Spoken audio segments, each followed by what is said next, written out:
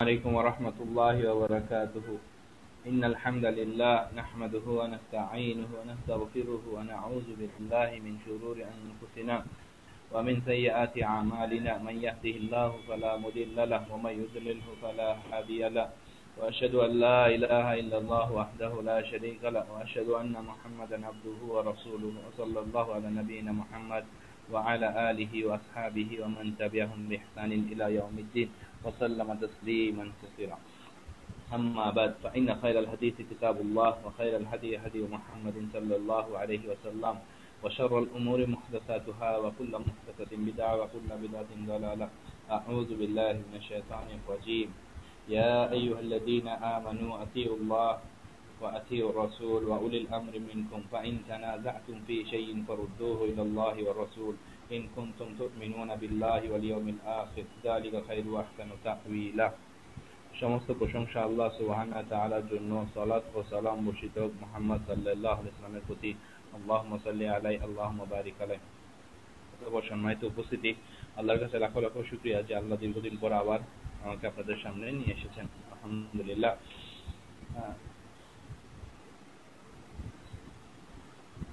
আলহামদুলিল্লাহ, আজ পৃথিবীর অনেক জায়গার মানুষ হককে মেনে নিচ্ছে, কিন্তু সমস্যাটা হয়ে গেছে এই, যখন এই হকের দাওয়াতগুলো মানুষের কাছে চলে আসছে তখন কিছু মানুষ যারা বোকার মতো কিছু প্রশ্ন করে ফেলছে আমাদের এই সমাজে।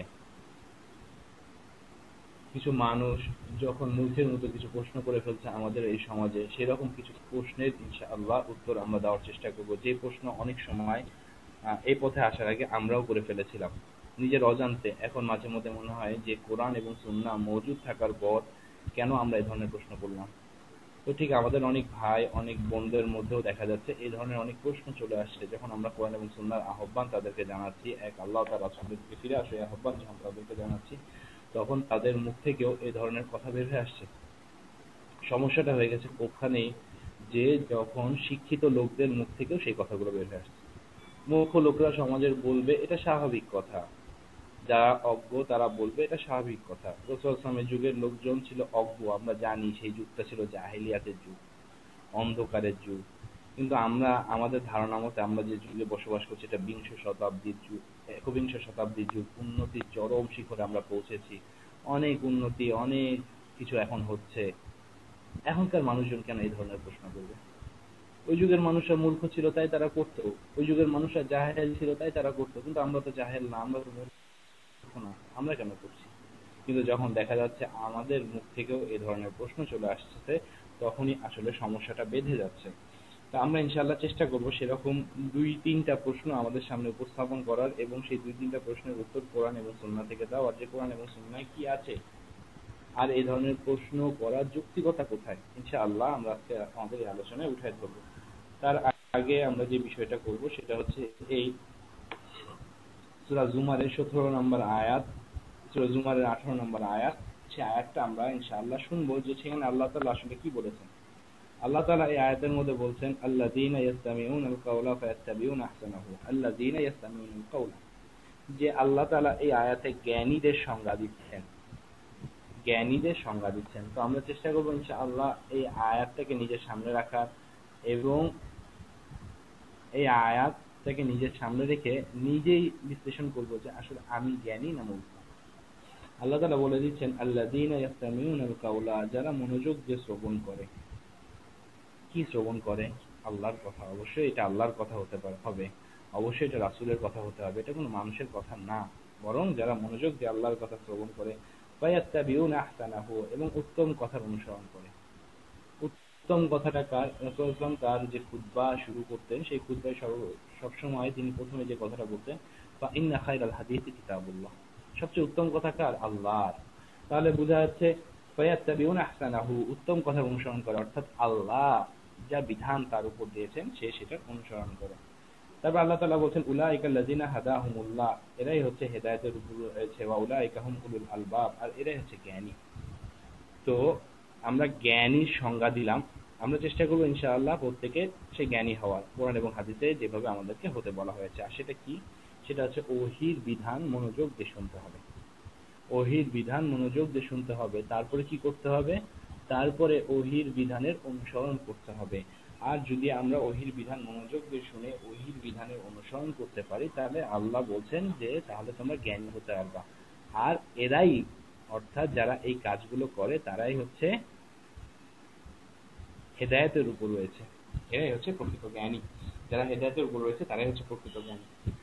তো দেখা যাচ্ছে আমরা অনেক সময় যখন আলোচনা করছি, তখন একটা দুইটা প্রশ্ন, খুব কমন প্রশ্ন যেটা আমাদের সামনে চলে আসছে, সেরকম একটা প্রশ্ন হচ্ছে এই, আমাদের বাপদাদার একটা প্রশ্ন আসে, এটা পরের স্টেজে আসে। প্রথম প্রশ্ন আসে, আমাদের আলেম ওলামারা কি কম বুঝেন, আমাদের স্কলাররা কি কম বুঝেন, আমাদের বিশিষ্ট ইসলামী চিন্তাবিদরা কি কম বুঝেন, আমাদের যারা ধর্মীয় গুরু রয়েছে, মুরব্বী রয়েছে, বুজুর্গ রয়েছে, এরা কি কম বুঝেন। তারপরে খালি কি ওদেরই কিতাবগুলো আছে, আমাদের কি কিতাব নাই, খালি কি এই কিতাবগুলো, আর কি কিতাব নাই, অমুকের এত বড় বড় বিশাল কিতাব, অমুকের এত বড় বিশাল কিতাব। এটা হচ্ছে পুরো টোটাল একটা প্রশ্ন আসে। আর দ্বিতীয় আরেকটা প্রশ্ন আসে, সেটা হচ্ছে এই যে বাপদাদার, যে আমাদের বাপদাদারা কি বুঝেননি, আমাদের বাপদাদারা থেকে তো আমরা এটাই পেয়েছি, আমাদের বাপদাদাকে আমরা এটাই করতে দেখেছি। এরকম দুইটা মেজর প্রশ্ন আমাদের সামনে চলে আসে। আমরা ইনশাআল্লাহ চেষ্টা করব কোরআন এবং হাদিস থেকে সেগুলো জবাব দেওয়া। আল্লাহ তাআলা কোরআন মাজিদে সূরা নিসার 59 নম্বর আয়াত, যেটাকে দলিল হিসাবে আমাদের সমাজের অধিকাংশ লোক নিয়ে আসে, আমরা বারবার এগুলো আলোচনা করেছি, তারপরেও করছি, যে অনেক সময় দেখা যায় আলোচনা শেষ না হতে এমন সব প্রশ্ন চলে আসে যে ওই একই প্রশ্ন, তাহলে তাহলে অতএব। সম্মানিত উপস্থিতি, চেষ্টা করবেন জ্ঞানী হওয়ার। এ তো মূর্খদের কাজ যারা এই ধরনের কথা বলে, বাপদাদা। কেননা কোরআনে আল্লাহ তাআলা মূর্খদের, জাহেলদের অবস্থা বর্ণনা করছেন। জাহেলদের কাছে কোরআন নিয়ে এসেছেন রাসূলুল্লাহ, জাহেলদের অবস্থা বর্ণনা করছেন যে তারা বলে বাপদাদার অনুসরণ করা। বাপদাদার অনুসরণ করা তো জাহেলিয়াত। কোরআন এবং হাদিসের জ্ঞান চলে আসার পর যদি আলেম হুজুর পীরদের অনুসরণ করা হয়, এটাও জাহেলিয়াত। কেননা জাহেলদেরকে আল্লাহ শিক্ষা দিচ্ছেন সূরা আরাফের মধ্যে, ইত্তাবিউ মা উনজিলা ইলাইকুম মির রাব্বিকুম, তোমার রবের পক্ষ থেকে যা আসে তুমি সেটাই অনুসরণ করো। ওয়ালা তাত্তাবিউ মিন দুনিহি আউলিয়া, আর এই যে উলিয়াদের কাছ থেকে যা আসে এগুলো নিও না। আল্লাহর কথা এটা, কালিলাম মা তাযাক্কারুন, অল্প লোক উপদেশ গ্রহণ করে, আল্লাহর কথা। এটা তো জাহেলিয়াতের কথা, যে মানুষজন বলবে যে আমাদের আলেম, আমাদের হুজুররা কি কম বুঝে, আমাদের স্কলাররা তো এই বলে। সেটা জাহেলদের কথা। যখন কোরআন হাদিস চলে আসে, তখন যদি কেউ এই ধরনের কোনো প্রশ্ন উত্থাপন করে, তাহলে সেটা জাহেলিয়াত, তাহলে সেটা অজ্ঞতা। এ ধরনের অবস্থা থেকে আমাদের বের হয়ে আসতে হবে। আর এ ধরনের অজ্ঞতার মধ্যে সাধারণ মানুষকে ফেলে দিয়েছে আলেম ওলামারা। এ ধরনের অজ্ঞতার মধ্যে আলেম ওলামারা হচ্ছে সাধারণ মানুষকে ফেলে দিয়েছে, এবং তারা যে আয়াতগুলো দিয়ে তাদেরকে ফেলে দিয়েছে, তার মধ্যে উল্লেখযোগ্য একটি আয়াত হচ্ছে সূরা নিসার 59 নম্বর আয়াত,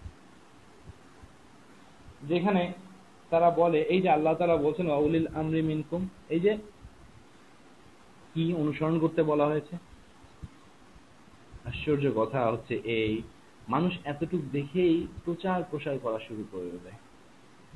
মানুষের বিচক্ষণতার এতটাই অভাব। আসলে সবচেয়ে বড় সমস্যা হচ্ছে এই, ফিতনা আজ আমাদের সমাজে বর্ষিত হচ্ছে। প্রত্যেকটা দেশে, প্রত্যেকটা সমাজে ফিতনা বর্ষিত হচ্ছে। আর এই ফিতনা বর্ষণের ফলে একটা জিনিস উৎপন্ন হচ্ছে, তা হচ্ছে অজ্ঞতা। ফিতনা উপর থেকে বর্ষিত হচ্ছে, আর নিচ থেকে যে জিনিসটা উৎপন্ন হচ্ছে সেটা হচ্ছে অজ্ঞতা। আজ এই সমাজের উঁচু থেকে কি নিচু সব শ্রেণীর লোকের মধ্যে এই অজ্ঞতা দেখা যাচ্ছে। অজ্ঞতারা দুনিয়ার ক্ষেত্রে না, অজ্ঞতা হচ্ছে দিনের ক্ষেত্রে। সে এমন সব কথা বলে যা সে বোঝে না, সে এমন সব কথা বলে যা সে জানে না, কিন্তু দেখা যাচ্ছে অধিকাংশ মানুষই এর মধ্যেই ঘুরপাক খাচ্ছে। আল্লাহ তাআলা বলে দিচ্ছেন, ইয়া আইয়ুহাল্লাযীনা আমানু আতিউল্লাহ আতিউর রাসূল, হে ঈমানদারগণ তোমরা আনুগত্য করো আল্লাহ ও তার রাসূলের। তারপর আল্লাহ তাআলা বলেন ওয়া উলিল আমরি মিনকুম, আর তোমাদের মধ্যে যারা নেতৃস্থানীয় রয়েছে, আলেম ওলামা রয়েছে, তোমরা তাদের। তবে এটা তাফসীরের ক্ষেত্রে তাফসীর ইবনে কাসির, ইমাম ইবনে কাসির রাহমাহুল্লাহ যেটা নিয়ে এসেছেন, উলিল আমর হচ্ছে প্রথম হচ্ছে নেতৃত্বে যারা আছে, তারপর হচ্ছে আলেম ওলামা। এই কথাটা এতটুক বলেই আমাদের সমাজের মানুষগুলোকে ঘোরপাক খাওয়ানো হচ্ছে। এই যে দেখো বলা হচ্ছে, কিন্তু সম্মানিত উপস্থিতি, আয়াতটা শেষ পর্যন্ত পড়েন সূরা নিসা। আল্লাহ তাআলা এর পরেই বলে দিচ্ছেন ফাইন তানাযাতুম ফি শাইইন ফারুদ্দুহু ইলাল্লাহি ওয়া রাসূল। ফাইন তানাযাতুম ফি শাইইন ফারুদ্দুহু ইলাল্লাহি ওয়া রাসূল। যখন তোমাদের সাথে তাদের বলতে কারা উদ্দেশ্য? আল্লাহ ও তার রাসূল? না, কখনোই না। বরং তাদের এখানে উদ্দেশ্য হচ্ছে আলেম ওলামা, তোমাদের মধ্যে যারা আলেম ওলামা রয়েছে তাদের সাথে আর তোমাদের সাথে যখন কোনো বিষয়ে মতবিরোধ দেখা দিবে, মতভেদ দেখা দিবে, তখন তোমরা কি করবা? তখন তোমরা ওই মতভেদকে জিয়ে রাখবা? না, এটা মুমিনদের কাজ। তখন তোমরা ওই মতভেদের দিকে মানুষকে আহ্বান জানাবা? না, এটা মুমিনদের কাজ। তাহলে তোমরা কি করবা? আল্লাহ তাআলা মুমিনদের কর্মসূচি বর্ণনা করছেন, কোরআন থেকে শিক্ষা নিতে হবে। ফাইন তানাযাতুম ফি শাইইন ফারুদ্দুহু ইলাল্লাহি ওয়া রাসূল। যখন তোমাদের মধ্যে কোনো বিষয়ে মতবিরোধ দেখা দিবে তখন তোমরা সেটা কি করো? ফারুদ্দুহু ইলাল্লাহি ওয়া রাসূল, সেটা তোমরা আল্লাহ তার রাসূলের দিকে ফিরিয়ে দাও। আপনি একটা সময় এই কাজ করতেন, যখন কোরআন এবং হাদিসের আরেকটা মত আপনার সামনে চলে আসলো তখন আপনি কেন এই কথা বলছেন যে আমার হুজুররা কি কম বুঝে? এ তো জাহেলদের কথা। কেন আপনি বলছেন আমাদের দেশের ইমামরা কি কম বুঝে, আমাদের এই বিশিষ্ট ইসলামী চিন্তাবিদরা কি কম বুঝে? এটা মূর্খদের কথা। আপনি যদি মূর্খ হতে চান তাহলে বলেন, কিন্তু আপনি তো মূর্খ না, আপনি তো মূর্খ শাস্তে রাজি না। আপনাকে যদি কেউ মূর্খ বলে আপনি রাগ করেন, কিন্তু মূর্খের মতো কেন কাজ করেন? আল্লাহ তাআলা বলছেন মনোযোগ দিয়ে কথা শুনেন, তারপরে উত্তম কথা কোরআন এবং হাদিসের অনুসরণ করেন। আল্লাহ আপনাকে এইটাও করতে বলেছে, আর আপনি কি করছেন? আপনি জিয়ে রাখছেন। আপনি কি করছেন? আপনি অন্ধের মতো সেটাকে ধরে রেখেছেন। আপনি কি করছেন? আপনি নিজেও গোমরা হচ্ছেন, মানুষকেও গোমরা করছেন। আপনি কি করছেন? এই প্রশ্ন উত্থাপন করছেন আমাদের আলেম ওলামারা কি কম বুঝে? এই প্রশ্ন উত্থাপন করার কোনো অবকাশই নাই। আল্লাহ বলে দিয়েছেন যখনই মতভেদ দেখা দিবে, যে বিষয়ে মতভেদ দেখা দিবে, যে বিষয়, সেটা ছোট থেকে ছোট হোক, সেটা বড় থেকে বড় হোক, ফারুদ্দুহু ইলাল্লাহি ওয়া রাসূল, সেটা আল্লাহ তার রাসূলের দিকে ফিরিয়ে দাও। কেন? ইন কুনতুম তুমিনুনা বিল্লাহি ওয়াল ইয়াউমিল আখির, যদি তোমরা প্রকৃতপক্ষে আল্লাহ ও আখিরাতের প্রতি বিশ্বাসী হও।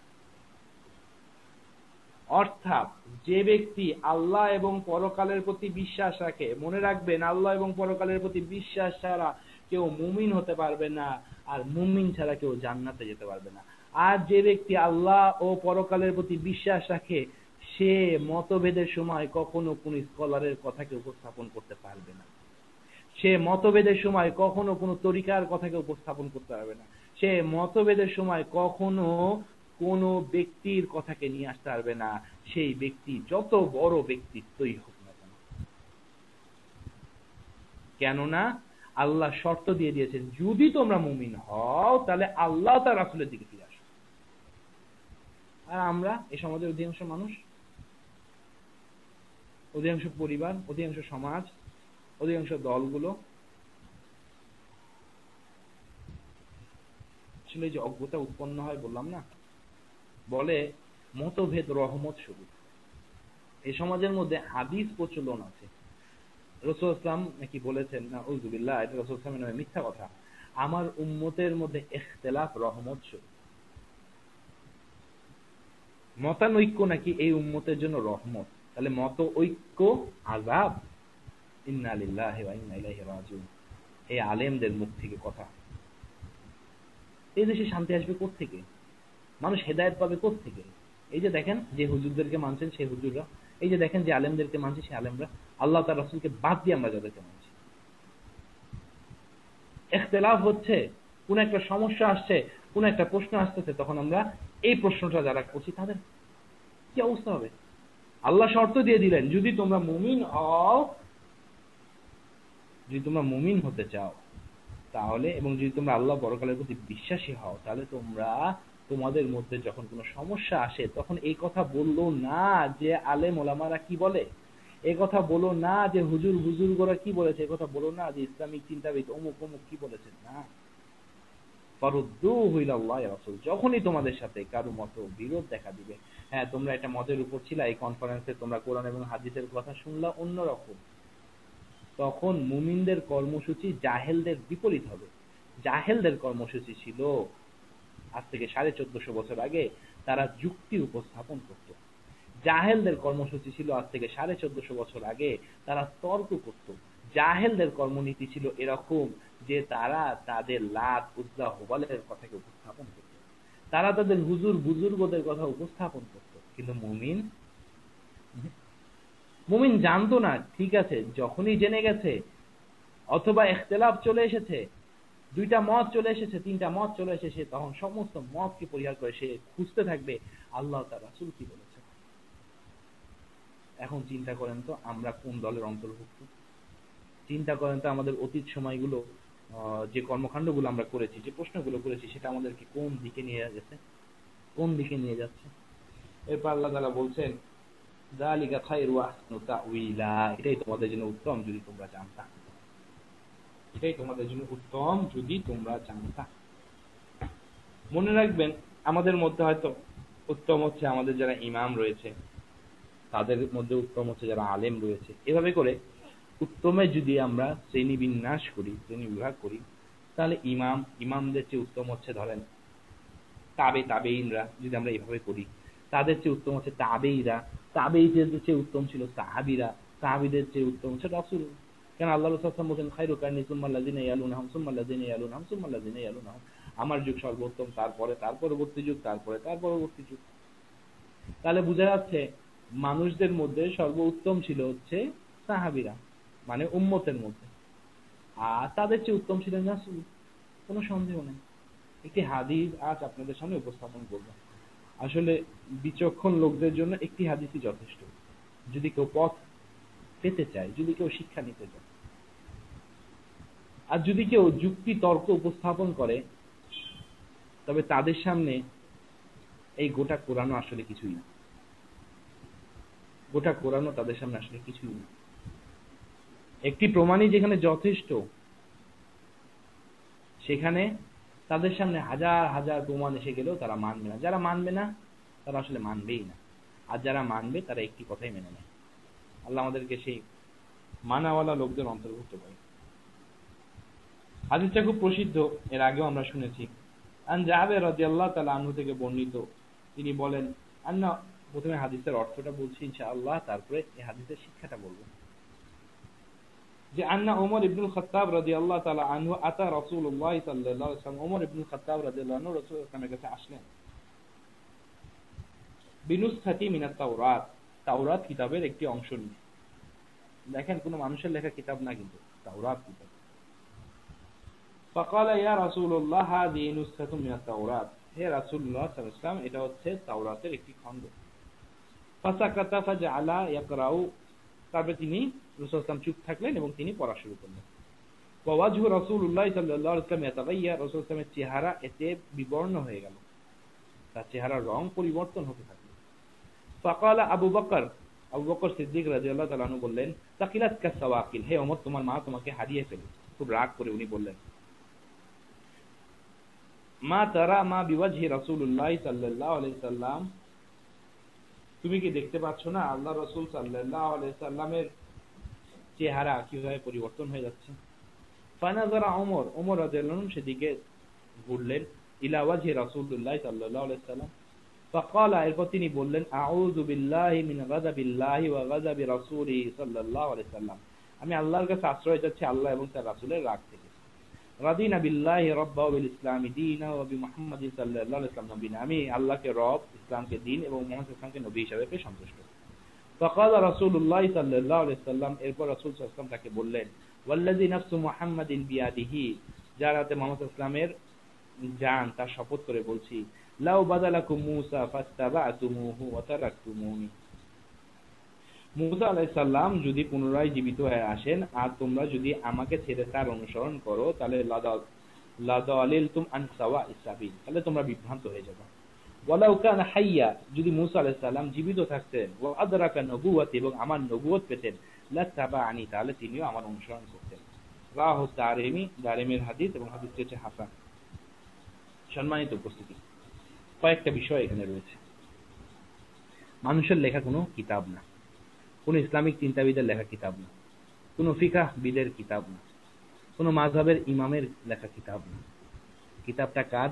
আল্লাহর পক্ষ থেকে নাযিলকৃত কিতাব, তাওরাত।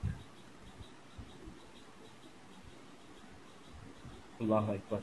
চিন্তা করেন কোনো মানুষের লেখা কিতাব না, কোনো দলের দেওয়া কর্মসূচি না, কোনো সংগঠনের বিশিষ্ট ইসলামী চিন্তাবিদের কিতাব না, কোনো ইমাম বড় কোনো মুহাদ্দিসের লেখা কিতাবও না। কিতাবটা হচ্ছে আল্লাহর পক্ষ থেকে নাযিলকৃত কিতাব তাওরাত।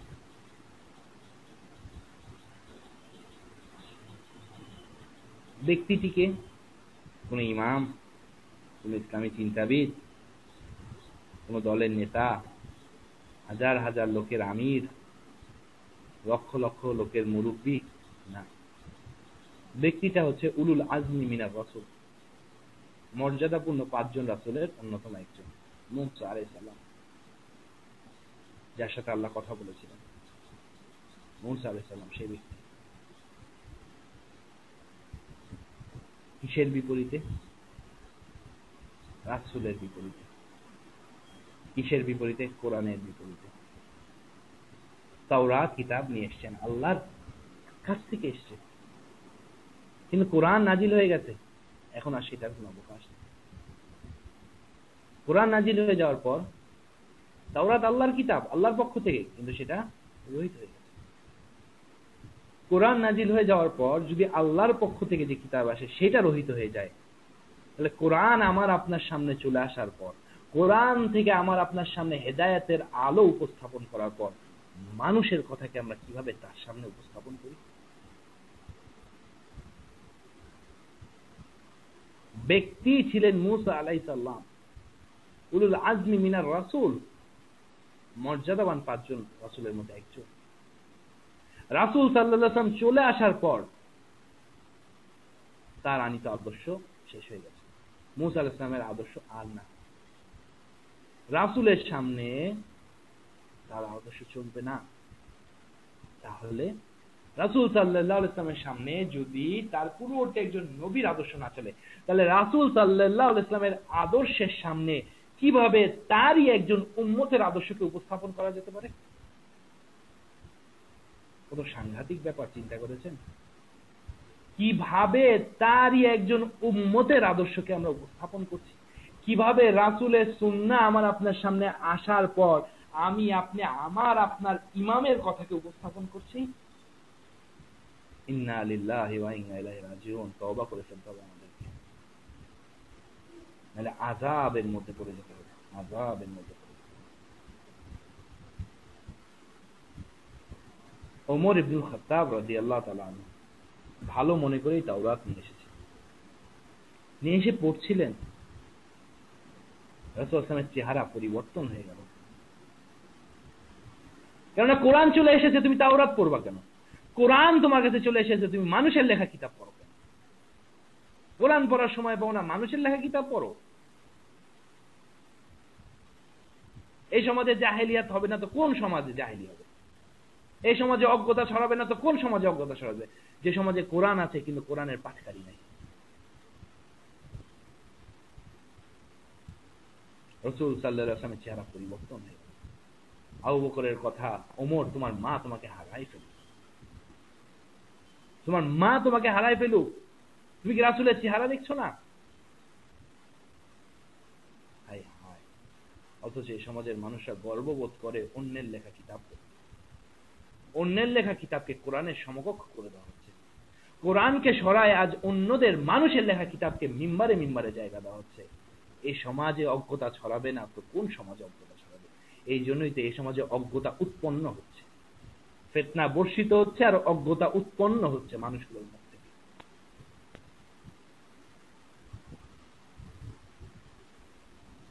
সাথে সাথে ওমর ইবনুল খাত্তাব সাহাবীদের বৈশিষ্ট্য দেখেছেন, সাথে সাথে রাসূল সাল্লাল্লাহু আলাইহি ওয়াসাল্লামের চেহারা পরিবর্তন হয়ে গেছে, এটা দেখে সাথে সাথে ফিরে আসলেন, বললেন আমি আল্লাহর কাছে আশ্রয় চাচ্ছি আল্লাহ তার রাসূলের রাগ থেকে। তার সাথে সাথে বললেন আমি আল্লাহকে রব, ইসলামকে দ্বীন, মুহাম্মদ সাল্লাল্লাহু আলাইহি ওয়াসাল্লামকে নবী হিসেবে পেয়ে সন্তুষ্ট। তখন রাসূল সাল্লাল্লাহু আলাইহি ওয়াসাল্লাম তাকে উদ্দেশ্য করে বললেন, দেখেন ব্যক্তিটি ওমর, আমি আপনি না, আমার আপনার ইমাম না, আমার আপনার নেতা না, ব্যক্তিটা ওমর ইবনুল খাত্তাব রাদিয়াল্লাহু তাআলা আনহু। তাকে লক্ষ্য করে রাসূল সাল্লাল্লাহু আলাইহি ওয়াসাল্লাম বললেন, হে ওমর, আল্লাহর কসম করে বলছি যার হাতে আমার প্রাণ, লাউ বাদালাকুম মূসা, যদি মূসা আলাইহিস সালাম আসতেন আর তোমরা ফাত্তাবাতুমুহু, তোমরা তার অনুসরণ করতা, ওয়া তারাকতুমুনি, আমাকে ছেড়ে দিয়ে, লাদালিলতুম আন সাওয়াইস সাবিল, তাহলে তোমরা বিভ্রান্ত হয়ে যেত। আল্লাহু আকবার। সম্মানিত উপস্থিতি, আমরা কি করছি? আল্লাহর রাসূল মূসা আলাইহিস সালামের সাথে তুলনা দিলেন, আর তোমরা এই সমস্ত ইমামদের সাথে তুলনা দাও, এই সমস্ত নেতাদের সাথে তুলনা দাও, যারা হালালকে হারাম করছে, হারামকে হালাল করছে, যাদের কোনো গ্যারান্টি নাই, তাদের কথা বলছো। আর রাসূল সাল্লাল্লাহু আলাইহি ওয়াসাল্লাম বলছেন মূসা আলাইহিস সালামের কথা। আর তোমরা ইমাম আবু হানিফা, শাফি, মালিক, হাম্বলিকে নিয়ে আসতেছো রাসূলের কথার বিপরীতে। তোমরা বর্তমান পীর হুজুরকে নিয়ে আসতেছো, তোমরা বর্তমান ইসলামী চিন্তাবিদদের নিয়ে আসতেছো। ইন্না লিল্লাহি ওয়া ইন্না ইলাইহি রাজিউন। রাসূল সাল্লাল্লাহু আলাইহি ওয়াসাল্লাম মূসা আলাইহিস সালামের কথা বলেছেন। হে ওমর, শুনে রাখো, যদি মূসাও আসতেন আর তোমরা আমাকে ছেড়ে দিয়ে মূসার অনুসরণ করতে, তোমরা সবাই বিভ্রান্ত হয়ে যেত। এই জন্যই তো এই সমাজের বিভ্রান্তি। আপনি বুঝেন না এই সমাজে কেন বিভ্রান্তি? আপনি বুঝেন না এই সমাজে কেন ধ্বংস? আল্লাহ তো বলেই দিয়েছে কোরআন মাজিদে, ফালিয়াহযারিল্লাযিনা ইখালিফুনা আন আমরিহি আন তুসিবাহুম ফিতনাতুন আও ইউসিবাহুম আযাবুন আলীম। যারা তার আদেশের বিরুদ্ধাচরণ করবে, বিপর্যয় তাদেরকে স্পর্শ করবে, নাহলে যন্ত্রণাদায়ক শাস্তি তাদেরকে গ্রাস করবে। আপনি বুঝেন না এই আয়াতটা, যে কেন বিপর্যয় আপনার মধ্যে, আমার মধ্যে, কেন যন্ত্রণাদায়ক শাস্তি আমাদের সমাজকে গ্রাস করছে? সমস্যাটা হচ্ছে ওইখানে যে বুঝে না বুঝার ভান করা, আর না বুঝেই বুঝার ভান করা। এই সমস্ত লোকদের জন্য আসলে সমস্যাটা হয়। কিছু লোক আছে বুঝেও না বুঝার ভান করে ক্ষমতার জন্য, আর কিছু লোক আছে না বুঝেই খুব বুঝেছি এই ভাগ করে। এরাই হচ্ছে সমাজের সমস্যাগুলো তৈরি করে। এদের মুখ থেকে হচ্ছে এই ধরনের প্রশ্ন আসে। আমাদের ইমাম, আমাদের আলেম, আমাদের হুজুররা কি কম বুঝে? আরে মূসা আলাইহিস সালাম কি কম বুঝতেন? আল্লাহ রাসূল সাল্লাল্লাহু আলাইহি ওয়াসাল্লাম মূসা আলাইহিস সালামকে দিয়ে তুলনা করছে। কে ছিলেন তিনি? নবী ছিলেন। কে ছিলেন তিনি? রাসূল ছিলেন। রাসূল সাল্লাল্লাহু আলাইহি ওয়াসাল্লাম তাকে দিয়ে তুলনা দিচ্ছেন, যদি তোমরা আমাকে ছেড়ে দিয়ে তার অনুসরণ করতে, তোমরা বিভ্রান্ত হয়ে যাবে। তারপরে তিনি আরো বলছেন, ওয়ালাউ কানা হাইয়া ওয়া আদরাকা নবুওয়াতি, যদি মূসা আলাইহিস সালাম আমার নবুয়ত পেতেন তাহলে তিনিও আমার অনুসরণ করতেন। হায় হায়, আপনি কার অনুসরণ করছেন? সম্মানিত উপস্থিতি, আমি আল্লাহ তার রাসূলের অনুসরণ করি। আপনারা কার অনুসরণ করছেন? একটা বার প্রশ্ন করেন তো। নিজের অন্তরকে, নিজের বিবেককে একটু প্রশ্ন করেন তো, কার অনুসরণ করছেন? যার অনুসরণ করছেন সে কি মূসা আলাইহিস সালামের চেয়ে উত্তম? যার অনুসরণ করছেন তিনি কি মূসা আলাইহিস সালামের মতো নবী না রাসূল? যেই জিনিসের অনুসরণ করছেন সেটা কি আল্লাহর কিতাব তাওরাতের চেয়ে উত্তম, না তার সমকক্ষ? কিছুই না, কিছুই না, তার ধারে কাছেও না। তাহলে রাসূল সাল্লাল্লাহু আলাইহি ওয়াসাল্লাম বলছেন আরেকটি হাদিসে, তোমরা কি নিজের দ্বীন সম্পর্কে সন্দেহপতিত হয়েছো, যেমনটি হয়েছিল ইহুদি এবং নাসারাদের বেলায়? আল্লাহু আকবার।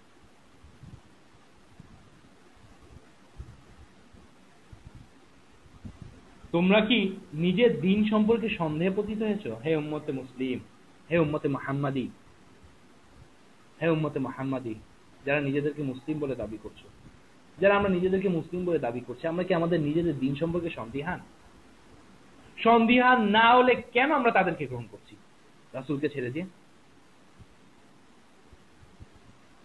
এটা গ্রহণ করার মানে তো এই যে দ্বীন ইসলাম পরিপূর্ণ না, তাদের মাধ্যমে পরিপূর্ণতা আসবে। রাসূল সাল্লাল্লাহু আলাইহি ওয়াসাল্লাম বলেন, তোমরা কি দ্বীন সম্পর্কে সন্দেহপতিত হয়েছো? যদি সন্দেহপতিত না হয়ে থাকো তাহলে কেন কোরআন হাদিসকে ছেড়ে দিয়ে অন্য কিতাবকে নিয়ে নিচ্ছ? কেন কোরআন হাদিসকে সরায় রেখে অন্য কিতাবকে মাথার উপর রেখেছো? কোরআন হাদিস কি যথেষ্ট না হেদায়েতের জন্য? কোরআন হাদিস কি যথেষ্ট না নাজাতের জন্য? কোরআন হাদিস কি যথেষ্ট না জান্নাত পর্যন্ত পৌঁছে দেওয়ার জন্য? তাহলে তাহলে তুমি জান্নাতে যাওয়ার জন্য এ কোন তরিকা আবিষ্কার করলে? নাজাত পাওয়ার জন্য এ কোন সিস্টেম তুমি আবিষ্কার করলা? মুক্তি পাওয়ার জন্য এ তরিকা তোমাকে কে নিয়ে আসতে বললো? তাহলে নিশ্চয়ই তুমি সন্দেহান, তাহলে তুমি তোমার ঈমানকে নবায়ন করো। রাসূল সাল্লাল্লাহু আলাইহি ওয়াসাল্লাম বলছেন যেমনটি হয়েছিল ইহুদি এবং নাসারাদের বেলায়। ইহুদি এবং খ্রিস্টানরা এই কাজটা করেছিল। আর মুসলিমদেরকে আল্লাহ দোয়া শিখিয়ে দিচ্ছেন যে হে মুসলিম, তোমরা 5 ওয়াক্ত ফরজ সালাতে 17 বার এই দোয়াটা পড়বা, গায়রিল মাগদুবি আলাইহিম ওয়ালাদ-দাল্লিন, আর তারপরে বলবা আমিন। আল্লাহ কবুল করে না আমাদের দোয়া। সেই দোয়া কি? আল্লাহ আমাদেরকে ইহুদি খ্রিস্টানদের মতো করো না। দোয়া করতে বলেছেন আল্লাহ তাআলা। সমস্যাটা হলো যদি ওষুধটা খালি চোখে দেখেন আর পকেটে ঢুকায় রাখেন, আপনার ভালো হবে না। আপনাকে দোয়া করতে বলেছেন, আপনি যদি না বুঝে দোয়া করেন তাহলে কোনো লাভ হবে না। এদেশের অধিকাংশ মানুষ না বুঝেই দোয়া করে। এই যে গায়রিল মাগদুবি আলাইহিম ওয়ালাদ-দাল্লিন না বুঝে পড়ছে আর আমিন বলছেন। আল্লাহকে বলছেন যে তুমি বলো, তুমি ইহুদি এবং খ্রিস্টানদের মতো আল্লাহ আমাকে পরিচালিত করো না, আল্লাহ আমাকে তাদের অন্তর্ভুক্ত করো না। কেন বললেন আল্লাহ তাআলা? এই কারণে বললেন যে তারা ইহুদিরা, তারা খ্রিস্টানরা আল্লাহর পক্ষ থেকে বিধান আসার পর তারা সেই বিধানকে ছেড়ে দিয়ে তাদের সমাজপতি, তাদের ইমাম, তাদের আলেমদের কাছ থেকে বিধান নিয়ে সেই বিধান অনুযায়ী চলতো, আল্লাহর বিধানকে ছেড়ে দিয়ে। ঠিক সেম কাজ আজ আমাদের দেশে হচ্ছে। সেম কাজ আজ আমাদের দেশে হচ্ছে। যাদেরকে আমরা দলিল হিসেবে নিয়ে আসি, আলেম ওলামা হুজুর, এরা আমাদেরকে আল্লাহর যত হারাম কাজ আজ আমাদের অনেক কিছু হালাল করে দিয়েছে, আর আমরা সেটাকে হালাল মনে করেই করছি। তার মধ্যে একটা হচ্ছে গণতন্ত্র, ডেমোক্রেসি। হারাম এক পথ পদ্ধতি, কুফরি এক পথ পদ্ধতি আমাদের আলেম ওলামারা বৈধ করে দিয়েছে, আর আমরা সেটাকে বৈধ করি। আবার শুধু বৈধ না, রাসূলের উপর অপবাদ দিচ্ছি সাল্লাল্লাহু আলাইহি সাল্লাম। হায় হায়, ইহুদি খ্রিস্টানদের স্বভাব আমাদের মধ্যে ঢুকলো কেন?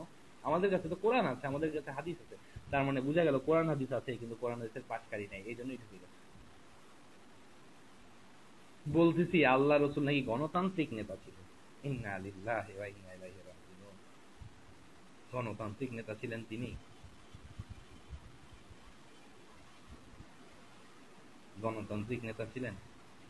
আরে ভাই, গণতন্ত্রের ভিত্তিতে আপনার প্রেসিডেন্ট খুনিকে ক্ষমা করে দেয়। গণতন্ত্রের ভিত্তিতে আপনার প্রধানমন্ত্রী অনেক অপরাধীকে ক্ষমা করে দেয়। আর আল্লাহ রাসূল সাল্লাল্লাহু আলাইহি ওয়াসাল্লামের যুগে ফাতেমা নামক কুরাইশ বংশের এক মেয়ে চুরি করেছিল। কে বলবে তার চুরিটা যেন মাফ হয়ে যায়, তাকে যেন মাফ করে দেওয়া হয়। আল্লাহ রাসূল সাল্লাল্লাহু আলাইহি ওয়াসাল্লামের পালক পুত্র যে ছিল যায়েদ, তাকে দিয়ে বলা। রাসূল সাল্লাল্লাহু আলাইহি ওয়াসাল্লামের চেহারা পরিবর্তন হয়ে গেল, তিনি খুতবা দিলেন। অতীতের জাতিগুলো এই জন্যই ধ্বংস হয়ে গেছে, তাদের নিম্ন বংশের কেউ চুরি করলে তারা তাকে শাস্তি দিত, আর উচ্চ বংশের কেউ চুরি করলে তারা তাকে ছেড়ে দিত। তবে তিনি বলছেন আমার কন্যা ফাতেমাও যদি চুরি করতো আমি তারও হাত কেটে দিতাম। এই গণতন্ত্র খুঁজে পান আপনারা? ইন্না লিল্লাহি ওয়া ইন্না ইলাইহি রাজিউন। কেমন জানি এই সমাজের মানুষগুলো হয়ে গেছে, এদের মাথার মধ্যে মনে হয় ব্রেন নাই, অন্য কিছু। বুদ্ধি মনে হয় মাথা থেকে আসে না, নিচ থেকে আসে। তাহলে এই ধরনের কথা কেউ বলতে পারে না, এই ধরনের কথা কেউ প্রচার করতে পারে? আল্লাহ রাসূল সাল্লাল্লাহু আলাইহি ওয়াসাল্লাম বলছেন যে তোমরা কি নিজের দিন সম্পর্কে সন্দেহপতিত হয়েছো, যেমনটি হয়েছিল ইহুদি এবং নাসারাদের বেলায়? এরপর তিনি বলছেন, আমি একটি উজ্জ্বল দিন নিয়ে তোমাদের মধ্যে প্রেরিত হয়েছি। আমি একটি উজ্জ্বল দিন নিয়ে তোমাদের মধ্যে প্রেরিত হয়েছি। যদি আজ মূসা আলাইহিস সালাম জীবিত থাকতেন তাহলে তার জন্য আমার অনুসরণ ব্যতীত অন্য কোনো উপায় থাকত না। দেখেন, উদাহরণ দিচ্ছেন মূসা আলাইহিস সালামকে দিয়ে, আর আপনি নিয়ে আসতেছেন ইমামদেরকে, আপনি নিয়ে আসতেছেন হুজুরদেরকে, যাদের জান্নাতের গ্যারান্টি নাই। তারা যে জান্নাতি গেছে এটার কোনো গ্যারান্টি নেই, আপনি তাদেরকে নিয়ে আসতেছেন। আর রাসূল আসলাম বলছেন হায় হায় কি শিক্ষা! আমি এরপরে বুঝতে চাই না, রাসূল আসলাম মূসা আলাইহিস সালামের কথাকে নিয়ে আসতেছেন। যদি মূসা আলাইহিস সালাম জীবিত থাকতেন এটা তার উম্মতকে শিক্ষা দিয়ে গেলেন, পরবর্তী উম্মতরা এখান থেকে শিক্ষা নাও। যারা নাজাত পেতে চাও তারা এখান থেকে নাজাত নাও, যারা মুক্তি পেতে চাও তারা এই কথা থেকে মুক্তি গ্রহণ করো, যারা জান্নাত পেতে চাও তাদের জন্য রয়েছে এখানে শিক্ষা, এখানে রয়েছে উপদেশ। এটা কি? সেটা হচ্ছে যদি আমার পরে আমার এই নবুয়তের সময় যদি মূসা আলাইহিস সালাম আসতেন, মূসা আলাইহিস সালাম যদি আমার নবুয়ত বন্ধু থাকতেন, তাহলে আমারই অনুসরণ দায়ী করতে। আর তোমরা তোমরা আজকে নিজেদেরকে কি করছো? সম্মানিত উপস্থিতি, সাহাবীদের বৈশিষ্ট্য, সাহাবীদের মানহাজ এমনটি ছিল না যেমনটি আমাদের আছে। আমরা জান্নাত পেতে চাই, কিন্তু আল্লাহ তাআলা জান্নাতে যাওয়ার জন্য বলে দিয়েছেন, ফাইন আমানু বিমিসলি মা আমানতুম বিহি ফাকাদ ইহতাদা। তোমরা তখনই হেদায়েত প্রাপ্ত হবা যদি তোমরা তোমাদের পূর্ববর্তী অর্থাৎ সাহাবীরা যেভাবে ছিলেন, যেভাবে করেছিলেন সেভাবে করো। অর্থাৎ তোমরা যদি তাদের মতো করে ঈমান নিয়ে আসো, তাহলে তোমরা নাজাত পেয়ে যাবে, তাহলে তোমরা হেদায়েত পেয়ে যাবে। বারবার কথাগুলো বলতে হচ্ছে, কেননা অজ্ঞতা এই সমাজে উৎপন্ন হচ্ছে, তো এই জন্য। যদি উৎপন্ন না হতো তাহলে একবার বলাই যথেষ্ট ছিল। কিন্তু প্রতিটা ঘর যেন অজ্ঞতার উৎপাদন কেন্দ্র হয়ে গিয়েছে, প্রতিটা সমাজ যেন অজ্ঞতার বিতরণকারী হয়ে গিয়েছে। এই জন্য এই কথাগুলো বারবার বলা, বিভিন্ন দিক থেকে বলা, যাতে মানুষগুলো এই জিনিসগুলো থেকে শিক্ষা নেয়, যে সর্বোত্তম যুগের মানুষরা কেমন ছিল।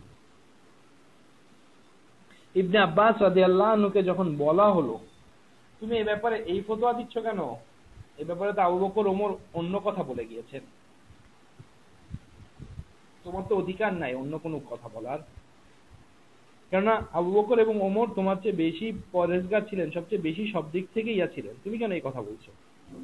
তখন তিনি বলেছিলেন, ইউশিকু আন তানজিলা আলাইকুম হিজারাতিন মিনাস সামাই ইয়াকুলু ক্বালা রাসূলুল্লাহ সাল্লাল্লাহু আলাইহি ওয়াসাল্লাম ওয়া তাকুলুনা ক্বালা আবু বকর ওয়া ওমর রাদিয়াল্লাহু তাআলা আনহুমা, মুসনাদ আহমদের হাদিস। তোমাদের উপর অভিশাপ বর্ষণ হবে, পাথর বর্ষণ হবে, তোমাদেরকে ধ্বংস করে দেওয়া হবে। কেন? আমি বলছি আল্লাহ রাসূল বলেছেন, আর তোমরা বলছো আবু বকর ওমর বলেছেন। সাহাবীরা ধ্বংসের কারণ মনে করতেন এই বিষয়টাকে, যে রাসূলের কথার বিপরীতে কেউ অন্য কারো কথাকে নিবে, তারা এটাকে ধ্বংসের কারণ মনে করে। আর আজ আমাদের এই সমাজে অজ্ঞতা উৎপাদন হয় যে সমাজে, সে সমাজের লোকজন এটাকে নাজাতের কারণ ভাবছে।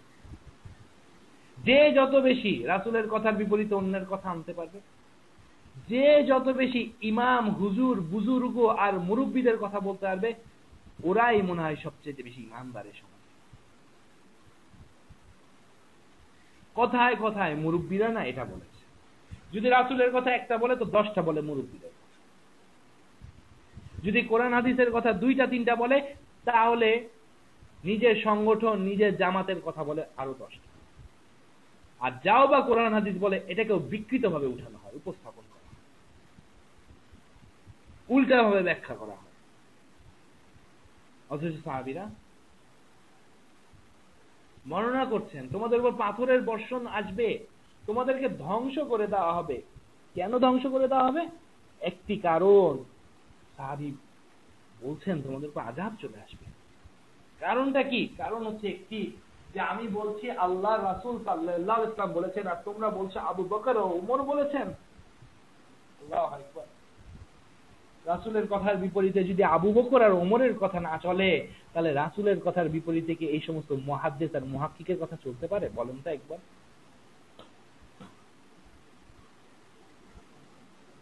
রাসূলের কথার বিপরীতে আবু বকর এবং ওমরের কথা চলেনি, তাহলে রাসূলের কথার বিপরীতে আপনি কিভাবে আপনার নেতার কথাকে নিয়ে আসেন?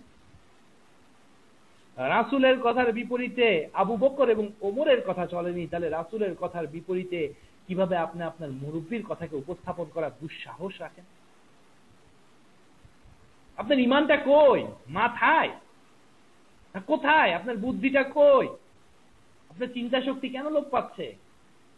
কেন এভাবে চিন্তা করছেন না? রাসূলের কথার বিপরীতে যদি এই উম্মতের সর্বশ্রেষ্ঠ 2 ব্যক্তিত্বের কথাকে সাহাবীরা বর্জন করেন, সাহাবীরা আযাবের কারণ হিসাবে চিহ্নিত করেন, তাহলে আজ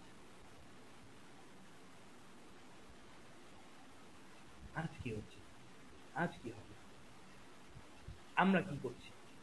কি করা উচিত ছিল? নাজাত পাওয়া আসলে অনেক সহজ। জান্নাত পাওয়া সহজ, যে সোজা উপায়ে চেষ্টা করবে। আর যে বক্রতার দিকে যাবে, যে বেঁকাবে, আল্লাহ তাকে বেঁকায় দিবে। আল্লাহ বলেই দিচ্ছেন, নুয়াল্লিহি মা তাওয়াল্লা, নুয়াল্লিহি মা তাওয়াল্লা। যে ব্যক্তি যেদিকে যেতে চায় আল্লাহ তাকে সেদিকেই দিয়ে দিবে। এরপর কি হবে? ওয়ানুসলিহি জাহান্নাম, এরপর তাকে জাহান্নামে নিক্ষেপ করা হবে। সূরা নিসার 115 নম্বর আয়াতটা একটু দেখেন সবাই, আলোচনা শেষ হলো। যেখানে আল্লাহ তাআলা বলছেন, ওয়ামাই ইউশাকিকি রাসূলা, রাসূলের পথ চলে আসার পর, রাসূলের কথা চলে আসার পর, রাসূলের হাদিস তোমার সামনে চলে আসার পর, রাসূল সাল্লাল্লাহু আলাইহি ওয়াসাল্লাম কিভাবে করেছেন, কিভাবে বলেছেন সেটা তোমার সামনে চলে আসার পর,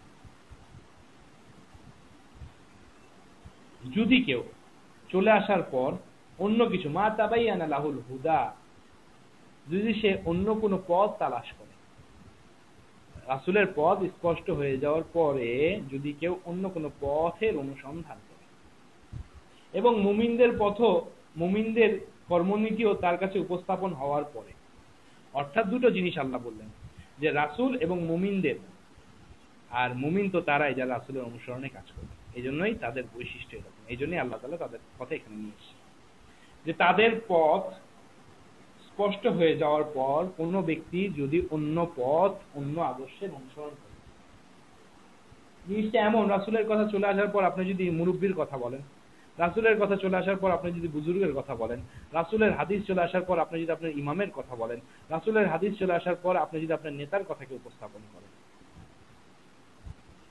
আল্লাহ বলছেন নুয়াল্লিহি মা তাওয়াল্লা, যে করতে চায় করতে পারে। আল্লাহ তাই কি করবেন? যে রাসূলের কথা, রাসূলের পথ চলে আসার পর অন্যের কথা, অন্যের পথকে উপস্থাপন করবে, আল্লাহ বলে দিচ্ছেন নুয়াল্লিহি মা তাওয়াল্লা, সে যা করবে, সে যেদিকে করবে আল্লাহ তাকে সেদিকেই ফিরাই দিবে।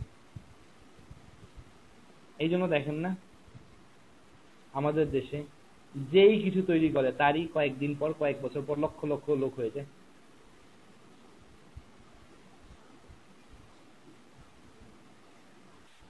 রাসূল সাল্লাল্লাহু আলাইহি ওয়াসাল্লাম বলছেন, আমার এবং সাহাবীদের আনিত আদর্শের উপর যারা থাকে তারাই মুক্তি পাবে। কিন্তু আফসোস, 1940 সাল আর 1920, 1910 সালে এসে যে দুটা দল তৈরি হলো, তারা এখন নিজেদেরকে বলছে আমরাই হকপন্থী দল।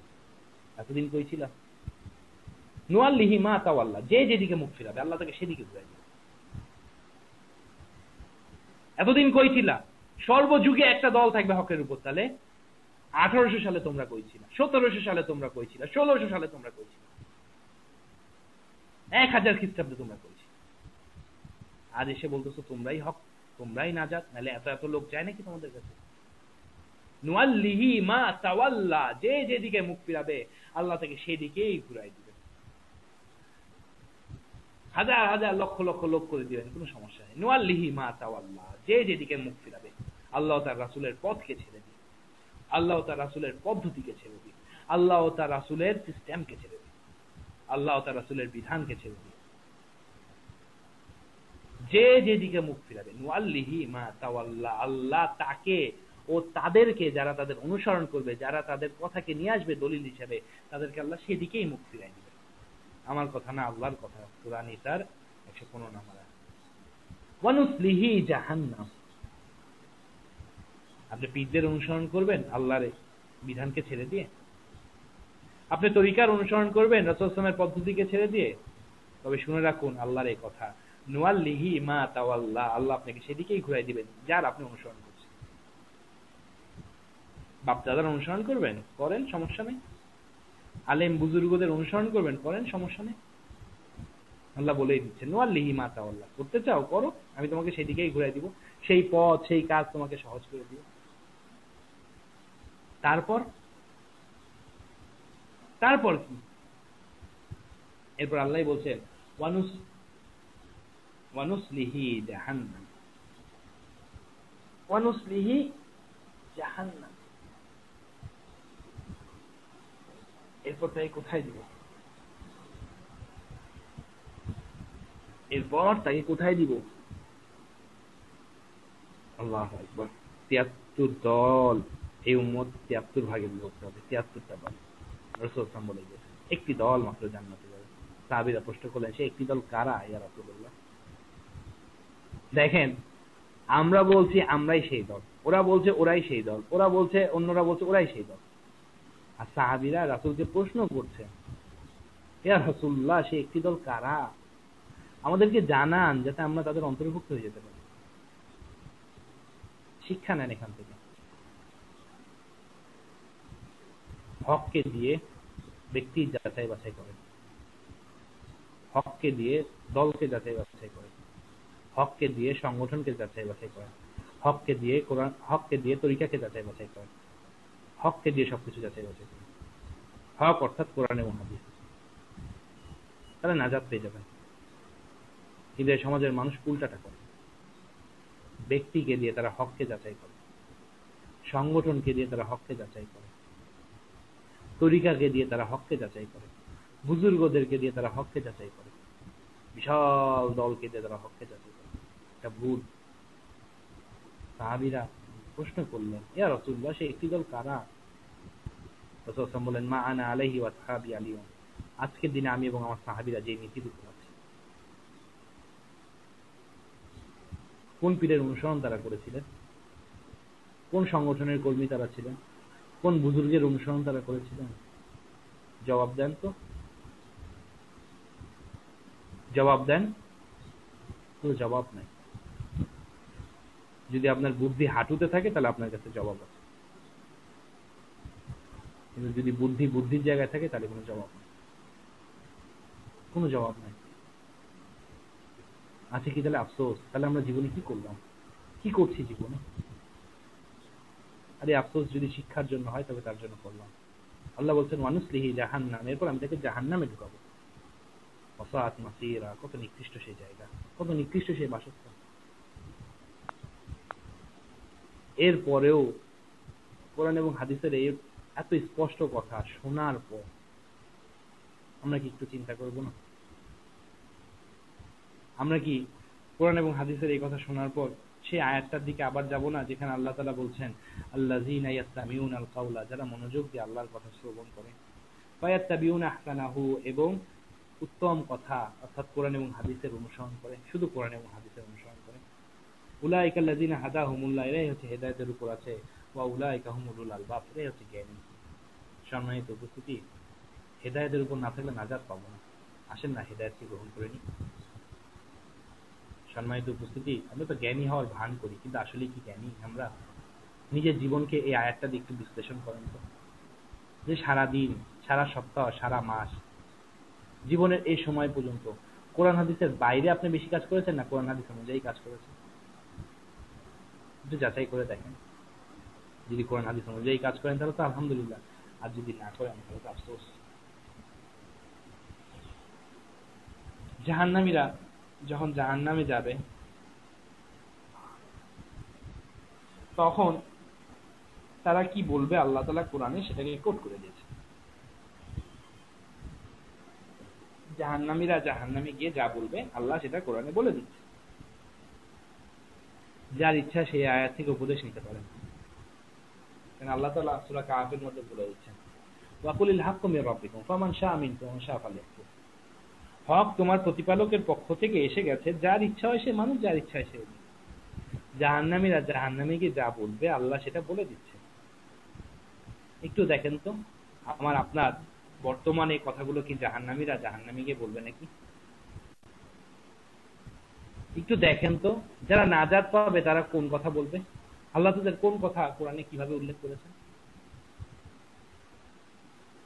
এখানে আল্লাহ তাআলা জাহান্নামীদের কথা উল্লেখ করছেন, যে যারা জাহান্নামে যাবে তারা কি বলবে জাহান্নামে গিয়ে। জাহান্নামে গিয়ে তারা তাই বলবে যার উপর তারা দুনিয়ায় ছিল। জাহান্নামে গিয়ে তারা তার জন্য আফসোস করবে যে কাজ তারা দুনিয়ায় করেছে। একটু দেখেন তো সেই কাজটাকে আমি আপনি করছি নাকি?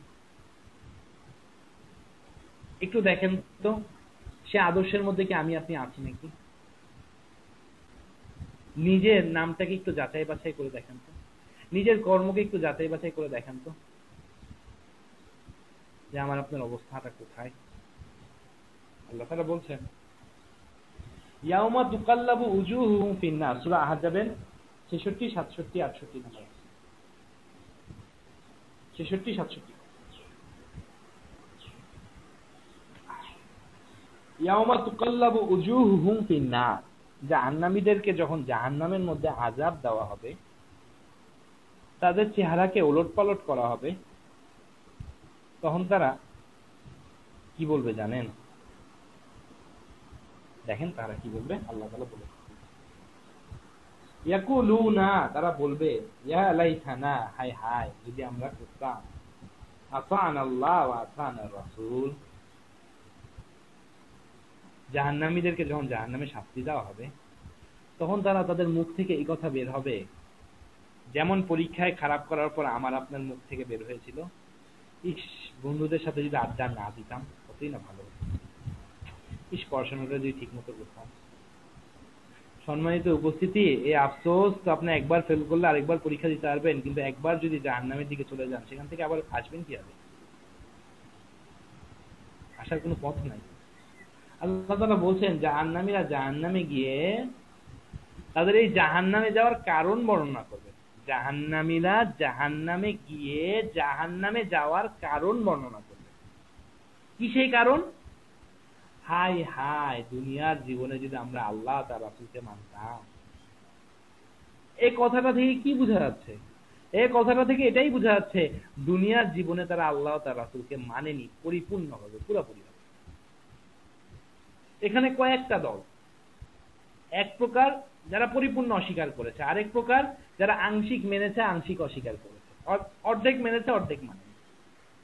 আল্লাহ নামাজ পড়তে বলছেন, নামাজ পড়ে, কিন্তু রাসূল সাল্লাল্লাহু আলাইহি ওয়াসাল্লাম যেভাবে নামাজ পড়ে দেখিয়ে দিয়েছেন সেভাবে নামাজ পড়ে। আল্লাহ জীবন চালানোর ক্ষেত্রে বলে দিয়েছেন রাসূলকে আদর্শ মেনে নাও, ওরা মুখে পড়ে কিন্তু বাস্তব ক্ষেত্রে কোনো নেতার অনুসরণ করে। তারা সেদিন কাল কিয়ামতের মাঠে বলবে ইয়া লাইতানা, হায় হায় শোক, হায় হায় দুঃখ, হায় হায় হায় হায় হায় হায়।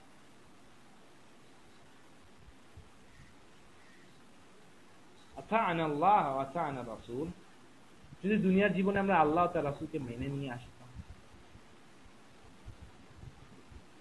যদি মেনে নিতাম, তাহলে আল্লাহ ও তার রাসূলকে বাদ দিয়ে তারা দুনিয়ার জীবনে কাদেরকে মেনেছিল? একটা প্রশ্ন। কাদেরকে মানার কারণে আজকে তারা জাহান্নামে গেল? আল্লাহ সুবহানাহু ওয়া তাআলা এর পরের আয়াতেই বলে দিচ্ছেন জাহান্নামীদের জাহান্নামে যাওয়ার কারণ। জাহান্নামীরা জাহান্নামে গিয়ে কি বলবে সেটা হচ্ছে আমরা শুনলাম। এরপর জাহান্নামীরা জাহান্নামে গিয়ে যা বলবে সেটা হচ্ছে তাদের দুনিয়ার কর্মক্ষেত্রের কথা। তারা বলবে যে দুনিয়ায় যদি আমরা এটা করতাম, আল্লাহ তার রাসূলকে মেনে নিতাম, তাহলে তারা আল্লাহ তার রাসূলকে না মেনে কাদেরকে মেনেছে সেটা আল্লাহ এর পরের আয়াতে ব্যাখ্যা করছে।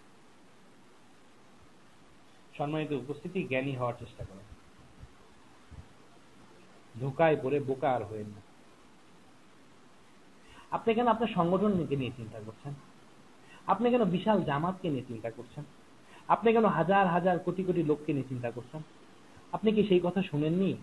বুখারী মুসলিমে সেই হাদিস পড়েননি যে সেদিন আদম আলাইহিস সালাম বলবেন ইয়া নাফসি, নবী হওয়ার পর। সেদিন সর্বপ্রথম রাসূল হওয়ার পর নূহ আলাইহিস সালাম বলবেন ইয়া নাফসি। সেদিন আল্লাহর সাথে কথোপকথন হওয়ার পর মুসা আলাইহিস সালাম বলবেন ইয়া নাফসি। সেদিন পিতা ছাড়া আল্লাহ যাকে সৃষ্টি করেছিলেন, আল্লাহর যাকে ফুঁক দিয়ে দিয়েছিলেন, রূহ যার ফুঁকে দিয়েছিলেন, সে ঈসা আলাইহিস সালাম বলবেন ইয়া নাফসি। এই নবীরা সেদিন ইব্রাহিম আলাইহিস সালাম, যিনি আল্লাহর খলিল ছিলেন, বন্ধু ছিলেন, তিনি বলবেন ইয়া নাফসি। কই তারা তো কেউ বলবে না হাই হাই ইয়া উম্মতি বলবে না, ইয়া তানজিম সংগঠন বলবে না, তো ইয়া বুজুর্গ তো বলবে না। তারা যেখানে ইয়া নাফসি বলবে সেখানে দুনিয়ার জীবনে কেন আপনি এখান থেকে শিক্ষা নিচ্ছেন না? কেন পরকালে গিয়ে যা বলবেন সেটা কেন দুনিয়া থেকে বলা শুরু করছেন না? ইয়া নাফসি আমার কি হবে? আপনি কেন আজকে অন্য জিনিসের দিকে চিন্তা করে, অন্য বিষয়ের দিকে চিন্তা করে আপনি নিজেকে কেন ধোঁকার মধ্যে ফেলছেন? আপনি কি বুঝতে পারছেন না এই ধোঁকার মধ্যে পড়ে আপনি বোকা হয়ে যাচ্ছেন? যে এই ধোঁকার মধ্যে পড়ে আপনি কোরআন হাদিসের বাইরে যে অনেক কাজ করছেন। আপনার সংগঠন আপনাকে দিয়ে কোরআন হাদিসের কথা বলে কোরআন হাদিসের বাইরে অনেক কাজ যে করিয়ে নিচ্ছে। আপনার বুজুর্গরা আপনাকে জান্নাতের পথ দেখিয়ে, জান্নাতের পথ সামনে অঙ্কন করে আপনাকে যে ভুল পথে পরিচালিত করছে, আপনি কেন বুঝতে চাচ্ছেন? কেন আপনি বুঝতে পারছেন না? আপনাকে সুকৌশলে রাসূলের তরিকাকে ছেড়ে দিয়ে চরমনায় শর্ষিনা ফুরফুরা তরিকার দিকে আপনাকে ধাবিত করা হচ্ছে। কেন বুঝতে পারছেন? কেন বুঝতে পারছেন? বোঝার চেষ্টা করুন, জ্ঞানী হওয়ার চেষ্টা করুন। মুমিন কখনো বোকা হতে পারে না। মুমিন নিরক্ষর হতে পারে, মুমিন গরিব হতে পারে, মুমিন ফকির হতে পারে, মুমিন মিসকিন হতে পারে, মুমিন অভাবী হতে পারে, মুমিন বিপদগ্রস্ত হতে পারে, মুমিন রোগাগ্রস্ত হতে পারে, রোগাক্রান্ত হতে পারে, কিন্তু মুমিন অজ্ঞ হতে পারে না, মুমিন নির্বোধ হতে পারে না, মুমিন জাহেল হতে পারে না, মুমিন মূর্খ হতে পারে না। এটা মুমিনদের জন্য শোভা পায় না।